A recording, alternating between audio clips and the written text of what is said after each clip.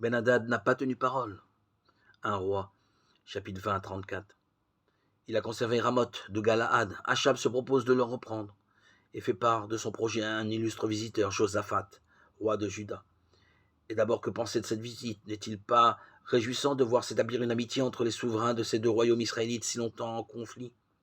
C'est un pas vers l'union, aujourd'hui à l'ordre du jour dans le monde christianisé. En réalité, devant Dieu, c'est une infidélité de la part de Josaphat. Il était roi à Jérusalem où se trouvait le temple de l'Éternel.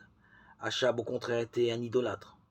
Or, demande l'apôtre, quelle convenance y a-t-il entre le temple de Dieu et les idoles? 2 Corinthiens 6, 16. Comment le roi de Juda peut-il s'oublier jusqu'à dire « Moi, je suis comme toi » Voyez dans quel engrenage s'est laissé prendre le pauvre Josaphat. Mal à l'aise, il fait à Achab quelques observations timides, mais il n'a pas l'énergie nécessaire pour s'opposer à son projet. Il lui fallait pour cela du courage que pour faire la guerre aux Syriens. Et chacun de nous le sait certainement par expérience. L'action la plus difficile, celle qui demande le plus de courage, sera souvent un simple refus, un refus de s'associer au mal. Psaume 1.